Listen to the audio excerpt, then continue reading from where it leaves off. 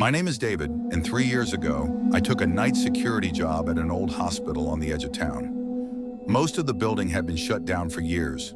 Only one floor was still being used for storage. The rest sat empty. At least, that's what I was told. The moment I walked in for my first shift, something felt wrong. The hallways were silent, not quiet, silent, like the building was holding its breath. My supervisor handed me a flashlight and said one thing before leaving. If you hear a patient call button, ignore it. Then he drove away. I thought he was joking. Around midnight, I started my first patrol. Everything was normal. Empty rooms, dark corridors, dust everywhere. Then I heard it, a faint electronic chime. Ding, a patient call button, somewhere on the 3rd floor. I froze. The floor had been abandoned for over 10 years. I remembered what my supervisor said. Ignore it. So I did. A few minutes later, it happened again. Ding. This time it sounded closer. Then again, and again, each time from a different room, like someone was moving through the floor, pressing call buttons, waiting for a response. By 2 a.m., I was starting to get nervous. Then the hospital phone rang, the landline at the security desk. I answered, static. Nothing else, just saw static.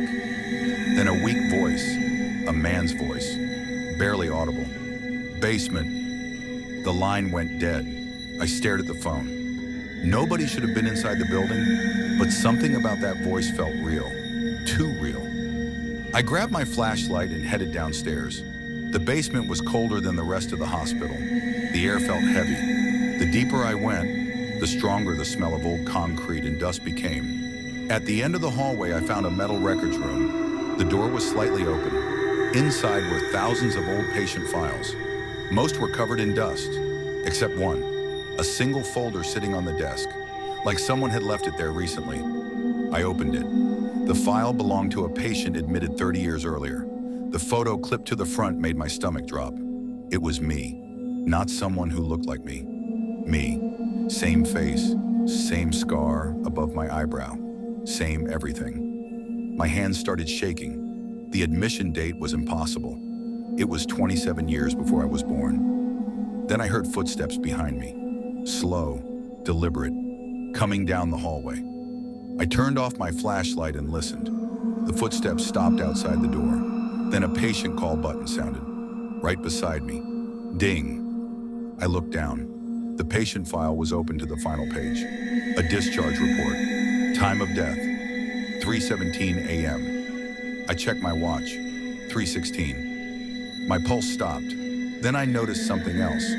The report wasn't old. The ink was still fresh. At the bottom was a note, written in handwriting I recognized instantly.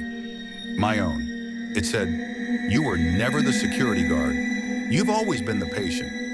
At exactly 3:17 a.m., the basement lights went out, and somewhere in the darkness, a phone started ringing, my phone.